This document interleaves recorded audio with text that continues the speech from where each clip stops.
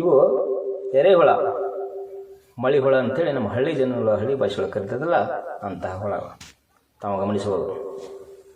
ಈಗ ಈ ಎರೆಹುಳುಗಳನ್ನು ತೊಟ್ಟಿಯಲ್ಲಿ ಬಿಟ್ಟಿದ್ದನ್ನು ವಿಡಿಯೋ ಮಾಡಲಾಗಿದೆ. ಸಂಕ್ಷಿಪ್ತವಾಗಿ ಅವು ಬಹಳಷ್ಟು ಕಾಣ್ತಾ ಇಲ್ಲ, ಸಂಕ್ಷಿಪ್ತವಾಗಿ ಕಾಣಿಸ್ತಾ ಇದೆ, ತಾವು ಗಮನಿಸ್ಬೋದು.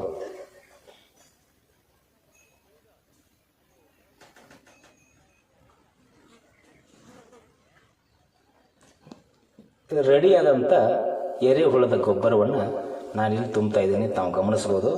ಈ ಎರೆಹುಳದ ಗೊಬ್ಬರವನ್ನು ತೆಗೆದು ಅಲ್ಲಿ ಸೋಸ್ತಾ ಇದ್ದೇವೆ. ಅಲ್ಲಿರ್ತಕ್ಕಂಥ ಹುಳಗಳನ್ನು ಬೇರೆ ಮಾಡೋದು, ಅಲ್ಲಿಂದ ಅದರಲ್ಲಿರ್ತಕ್ಕಂಥ ಕಡ್ಡಿ ಕಸರವನ್ನು ಬೇರೆ ಮಾಡುವುದು. ಅಲ್ಲಿರ್ತಕ್ಕಂಥ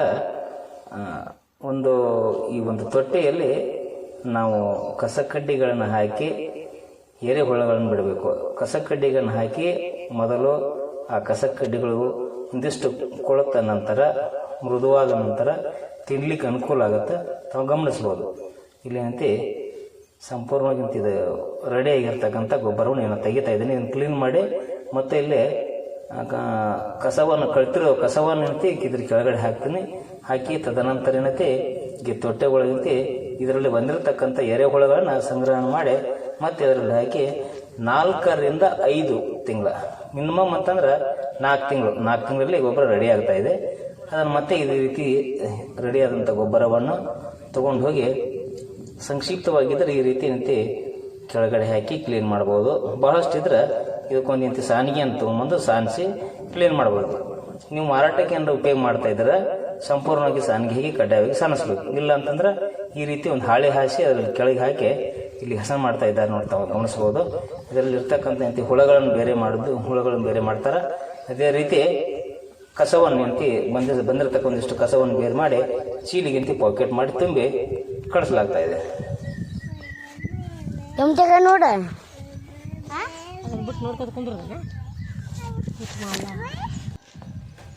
ನಾವೀಗ ರೆಡಿ ಆದಂಥ ಎರೆಹುಳ ಗೊಬ್ಬರನ ಇಲ್ಲಿ ತಗೊಂಡು ಇಲ್ಲಿ ಪೂರ್ತಿ ಸೋಸಿ ಇಟ್ಟಿದ್ದೀವಿ. ಈಗ ಈ ಗೊಬ್ಬರವನ್ನು ನಾವು ಇನ್ನೂ ಹೆಚ್ಚು ಕ್ಲೀನ್ ಮಾಡ್ಕೋಬೋದು. ಯಾಕಂದರೆ ನಾವು ಸ್ವತಃ ನಮ್ಮ ಮನೆಗೆ ಉಪಯೋಗ ಮಾಡ್ಕೊಳ್ಳೋದ್ರಿಂದ ಹೆಚ್ಚುವರಿ ಕ್ಲೀನ್ ಮಾಡಿರಬೇಕು. ಬೇಕಂದ್ರೆ ಸಾನಿಗೆ ಬರ್ತೈತಿ, ಸಾನಿಗೆ ಸಾನಿಸಿ ಕ್ಲೀನ್ ಮಾಡ್ಕೋಬೋದು. ಅದಕ್ಕೆ ತಾವು ಯಾರಾದ್ರೂ ರೀತಿ ಎರೆಹುಳ ಗೊಬ್ಬರವನ್ನು ಮಾಡ್ಬೇಕಂದ್ರೆ ಯಾವ ರೀತಿ ಮಾಡಬೇಕು ಅಂತ ಸಂಕ್ಷಿಪ್ತವಾಗಿ ಹೇಳ್ತೀನಿ, ತಾವು ಏನೈತಿ ಮಾಡ್ಕೋಬೋದು. ಈಗ ಕ್ಲೀನ್ ಮಾಡಿದ್ದೇನೆ. ಕ್ಲೀನ್ ಮಾಡಿ ವೇಸ್ಟ್ ಅಂತಂದ್ರೆ ಈ ಕಬ್ಬಿನ ರವದಿಯನ್ನು ಇಲ್ಲಿ ಹಾಕಿದ್ದೇವೆ. ಕೊಳ್ತಿರ್ತಕ್ಕಂಥದ್ದನ್ನು ಈಗೇನು ಮಾಡೀನಿ, ಇಲ್ಲಿ ಕೆಳಗಡೆ ಹಾಕಿ ಮತ್ತೆ ಒಣ ಮೇಲ್ಗಡೆ ಹಾಕಿ ಹೊಳ್ಳಿ ರೀತಿ ನೀರು ಹೊಡೋದು. ಆಮೇಲೆ ಇದಕ್ಕೆ ಎರೆಹುಳಗಳನ್ನು ಬಿಟ್ಟೀನಿ. ಅಂದ್ರೆ ಎರೆಹುಳ ಅಂತಂದ್ರೆ ಸಾಮಾನ್ಯವಾಗಿ ನಾವು ಹೇಳ್ಬೇಕಂತಂದ್ರೆ ಮಳೆ ಆದಾಗ ಏನಾಗತ್ತಂದ್ರೆ ಈ ಮಳೆ ಹುಳ ಅಂತ ಅಡ್ಡಾಡ್ತಾವಲ್ಲ ಅವೇ ಎರೆಹುಳ. ಅವನ್ನ ನಾವು ಇರೋ ತೊಗೊಂಬಂದು ಸಂಗ್ರಹಣೆ ಮಾಡ್ಬೋದು. ಇದಕ್ಕಿಂತ ನಮ್ಗೆ ಒಳ್ಳೆ ಕ್ವಾಲಿಟಿ ಹುಳಗಳು ಬೇಕಂತಂದ್ರೆ ಕೃಷಿ ಇಲಾಖೆ ಒಳಗೆ ಸಿಗ್ತಿರ್ತಾವೆ. ಆ ಕೃಷಿ ಇಲಾಖೆ ಒಳಗೆ ಸಿಗ್ತಿರ್ತಕ್ಕಂಥದ್ದನ್ನು ಇದರೊಳಗೆ ಹಾಕಿದೆವು. ಅದನ್ನೇ ಹಾಕಿ 1 kg ಇದರೊಳಗೆ ಹಾಕಿದ್ರೆ ಸಾಕು. 1 kg 2 kg 2 kg 4 kg 8 kgವರೆಗೂ ಒಂದೇ ಒಂದು ತೊಟ್ಟೆಯಲ್ಲಿ ಬೆಳಿತೈತಿ. ಯಾರಾದರೂ ರೈತರು ಈ ರೀತಿ ಮಾಡ್ಕೋತಾನಂದ್ರೆ ಮಾಡ್ಕೋಬೋದು. ಮಿನಿಮಮ್ 3 ರಿಂದ 4 ಕ್ವಿಂಟಲ್ ಈಸಿಯಾಗಿ ಒಂದು ತೊಟ್ಟೆಯಲ್ಲಿ ಬೆಳಿಬೋದು.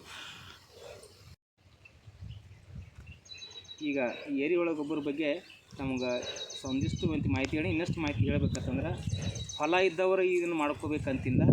ಮನೆಯೊಳಗೆ ಏನಾರು ಸ್ವಲ್ಪ ಜಾಗ ಇತ್ತಂತಂದ್ರೆ ಒಂದು 50 ಅಡಿ ಜಾಗ ಇತ್ತಂದ್ರೆ ಅಲ್ಲಿ ಏನಾರು ಕಾಯಿಪಲ್ಲೆ ಬೆಳಿಬೇಕು ಅನ್ನೋ ಅಪೇಕ್ಷೆ ಇದ್ದರೆ ಈ ರೀತಿ ಕೇವಲ 8-4 ಇಷ್ಟ ಜಾಗದೊಳಗೆ ಇದೊಂದು ತೊಟ್ಟಿ ಹಾಕ್ಕೊಂಡು ಗೊಬ್ಬರ ಮಾಡ್ಕೊಂಡು ಅದೇ ಗೊಬ್ಬರವನ್ನು ಹಾಕಿದ್ರೆ ಸಾವಯವ ಗೊಬ್ಬರ ಹಾಕೋದ್ರಿಂದ ಯಾವುದೇ ರೀತಿ ರೋಗ ರುಜಿನಗಳು ಮನುಷ್ಯಾಗೆ ಬರೋದಿಲ್ಲ. ನಾವು ರಾಸಾಯನಿಕ ಗೊಬ್ಬರವನ್ನು ಉಪಯೋಗ ಮಾಡೋದ್ರಿಂದ ಸಾಕಷ್ಟು ರೋಗ ರುಜಿನಗಳು ಬರ್ತಾವೆ. ಅದಕ್ಕೆ ಇವೆಲ್ಲ ಬರಬಾರ್ದು ಅಂತಂದರೆ ಈ ರೀತಿ ನೀವು ಉಪಯೋಗ ಮಾಡ್ಕೋಬೋದು. ಇಂಥ ಗೊಬ್ಬರವನ್ನು ನಾವು ಕೊಂಡ್ಕೊಂಬರ್ಬೇಕಂದ್ರೆ 1 kgಗೆ ಮಿನಿಮಮ್ 10 ರೂಪಾಯಿ ತೊಗೋತಾರೆ. ಒಂದೊಂದು ಕಡೆ 15-20 ಈ ರೀತಿ ತೊಗೋತಿರ್ತಾರೆ. ಆದರೂ ಅಷ್ಟು ಕೊಟ್ಟರು ಪ್ಯೂರ್ ಗೊಬ್ಬರ ಸಿಗೋಂಗಿಲ್ಲ. ಎಲ್ಲ ಈಗ ಕಲಬೆರಕೆ ಜಗತ್ತದ. ಅದಕ್ಕೆ ತಾವೇನಾದರೂ ಮಾಡ್ಬೇಕನ್ನೋ ಅಪೇಕ್ಷೆ ಇತ್ತಂದ್ರೆ ಇದನ್ನೇನು ಮಾಡ್ಬೇಕಂತಂದ್ರೆ ಯಾವುದೇ ಥರನಾದ ಕಸವನ್ನು ತೊಗೊಂಬಂದು ಒಣಗಿಸ್ಬೇಕು. ಮೊದಲು ಒಣಗಿಸಿದ ನಂತರ ಅದನ್ನೇನೈತಿ ಒಂದು ಕಡೆ ನಾವು ಗುಂಪಿ ಹಾಕಿಬಿಟ್ಟೇವಂತಂದ್ರೆ ಕೊಳಿತೈತಿ. ಕೊಳಿಬೇಕಾದ್ರೆ ಸ್ವಲ್ಪ ಆಗಾಗ ನೀರು ಹೊಡ್ಕೊತಿರ್ಬೇಕು. ಅದು ಕೊಳ್ತಿರ್ತಕ್ಕಂಥದ್ದನ್ನು ತೆಗೆದು ನಾವು ಅದ್ರೊಳಗೆ ಹಾಕಿದಂದ್ರೆ ಭಾಳ ಬೆಸ್ಟ್. ಇನ್ನು ಪೂರ್ತಿ ನಮ್ಗೆ ಅಷ್ಟು ಮಾಡೋಕೆ ಆಗಂಗಿಲ್ಲ ರೀ ಅಂತಂದ್ರೆ ಇಂಥವು 2 ತೊಟ್ಟಿಗೆ ಮಾಡ್ಕೋಬೇಕಾಗಿತ್ತು ನಾವು. 2 ತೊಟ್ಟಿ ಮಾಡ್ಕೊಂಡು ಅಡ್ವಾನ್ಸ್ ನಾವು ಎಲ್ಲ ಅದಕ್ಕೆ ಸಂಗ್ರಹಣೆ ಮಾಡಿರ್ತಕ್ಕ ಒಣ ಕಸವನ್ನು ಅದಕ್ಕೆ ಹಾಕಬೇಕು. ಹಾಕಿದ ನಂತರ ಒಂದು ಲೇಯರ್ ಏನೈತಿ ನಮ್ಗೆ ಅನುಕೂಲ ಇದ್ರೆ ದನಕರುಗಳಿದ್ರೆ ಹೆಂಡಿಯನ್ನು ಕಲಿಸಿ ಒಂದು ಲೇಯರ್ ಹೆಂಡಿ ಒಂದು ಕಸ ಈ ರೀತಿ ಹಾಕೊಬೇಕು. ಈ ರೀತಿ ಹಾಕ್ಕೊಂಡು ಏನೈತಿ ನೀವು ಅದಕ್ಕೆ ಹೊಳ್ಳಿ ಆಗಾಗ 2 ದಿವ್ಸಕ್ಕೊಮ್ಮೆ 3 ದಿವ್ಸಕ್ಕೊಮ್ಮೆ ನೀರು ಹೊಡೆದು ತೇವಾಂಶವನ್ನು ಕಾಪಾಡ್ಕೊತಿದ್ರಂದ್ರೆ ಅದಂತೆ ಒಳ್ಳೆ ಗೊಬ್ಬರ ಆಕತಿ. ಆದಷ್ಟು ಗಿಡ ನೆಳಗಿದ್ರೆ ಚಲೋ, ಇಲ್ಲಿಕಂತಂದ್ರೆ ಅದಕ್ಕೆ ನೆರಳು ಮಾಡುವಂಥ ಒಂದು ವ್ಯವಸ್ಥೆಯನ್ನು ಮಾಡಬೇಕು. ಸಂಕ್ಷಿಪ್ತವಾಗಿ ಹೇಳಿರ್ತೀನಿ. ಹೆಚ್ಚಿನ ಮಾಹಿತಿ ಏನಾದರೂ ಬೇಕಾದ್ರೆ ಕಾಮೆಂಟ್ ಮಾಡಿರಿ. ಈಗ ಈ ಎರೆಹುಳ ಗೊಬ್ಬರ ಬಗ್ಗೆ ನಮ್ಗೆ ಒಂದಿಷ್ಟು ಮಾಹಿತಿ ಹೇಳಿ ಇನ್ನಷ್ಟು ಮಾಹಿತಿ ಹೇಳ್ಬೇಕಂತಂದ್ರೆ, ಹೊಲ ಇದ್ದವರು ಇದನ್ನು ಮಾಡ್ಕೋಬೇಕಂತಿಲ್ಲ. ಮನೆಯೊಳಗೆ ಏನಾದ್ರು ಸ್ವಲ್ಪ ಜಾಗ ಇತ್ತಂತಂದ್ರೆ ಒಂದೇನೈತಿ ಒಂದು 50 ಅಡಿ ಜಾಗ ಇತ್ತಂದ್ರೆ ಅಲ್ಲಿ ಏನಾದ್ರು ಕಾಯಿಪಲ್ಲೆ ಬೆಳಿಬೇಕು ಅನ್ನೋ ಅಪೇಕ್ಷೆ ಇದ್ದರೆ ಈ ರೀತಿ ಏನೈತಿ ಕೇವಲ 8-4 ಇಷ್ಟ ಜಾಗದೊಳಗೆ ಇದೊಂದು ತೊಟ್ಟಿ ಹಾಕ್ಕೊಂಡು ಗೊಬ್ಬರ ಮಾಡ್ಕೊಂಡು ಅದೇ ಗೊಬ್ಬರವನ್ನು ಹಾಕಿದ್ರೆ ಸಾವಯವ ಗೊಬ್ಬರ ಹಾಕೋದ್ರಿಂದ ಯಾವುದೇ ರೀತಿ ರೋಗ ರುಜಿನಗಳು ಮನುಷ್ಯಾಗ ಬರೋದಿಲ್ಲ. ನಾವು ರಾಸಾಯನಿಕ ಗೊಬ್ಬರವನ್ನು ಉಪಯೋಗ ಮಾಡೋದ್ರಿಂದ ಸಾಕಷ್ಟು ರೋಗ ರುಜಿನಗಳು ಬರ್ತಾವೆ. ಅದಕ್ಕೆ ಇವೆಲ್ಲ ಬರಬಾರ್ದು ಅಂತಂದರೆ ಈ ರೀತಿ ನೀವು ಉಪಯೋಗ ಮಾಡ್ಕೋಬೋದು. ಇಂಥ ಗೊಬ್ಬರವನ್ನು ನಾವು ಕೊಂಡ್ಕೊಂಬರ್ಬೇಕಂದ್ರೆ 1 kg ಮಿನಿಮಮ್ 10 ರೂಪಾಯಿ ತೊಗೋತಾರೆ. ಒಂದೊಂದು ಕಡೆ 15-20 ಈ ರೀತಿ ತೊಗೋತಿರ್ತಾರೆ. ಆದರೂ ಅಷ್ಟು ಕೊಟ್ಟರು ಪ್ಯೂರ್ ಗೊಬ್ಬರ ಸಿಗೋಂಗಿಲ್ಲ. ಎಲ್ಲ ಏನೈತಿ ಈಗ ಕಲಬೆರಕೆ ಜಗತ್ತದ.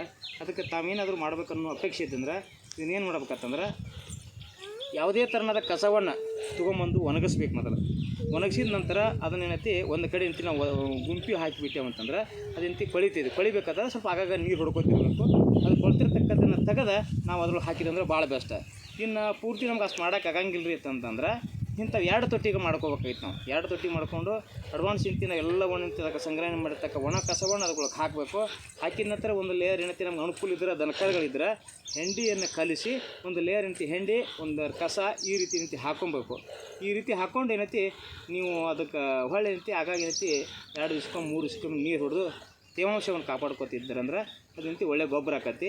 ಆದಷ್ಟು ಗಿಡ ನೆಳಗಿದ್ರೆ ಚಲೋ, ಇಲ್ಲಿಕಂತಂದ್ರೆ ಅದಕ್ಕೆ ನೆರಳು ಮಾಡುವಂಥ ಒಂದು ವ್ಯವಸ್ಥೆಯನ್ನು ಮಾಡಬೇಕು. ಸಂಕ್ಷಿಪ್ತವಾಗಿ ಹೇಳಿರ್ತೀನಿ. ಹೆಚ್ಚಿನ ಮಾಹಿತಿ ಏನಾದರೂ ಬೇಕಾದ್ರೆ ಕಾಮೆಂಟ್ ಮಾಡಿರಿ.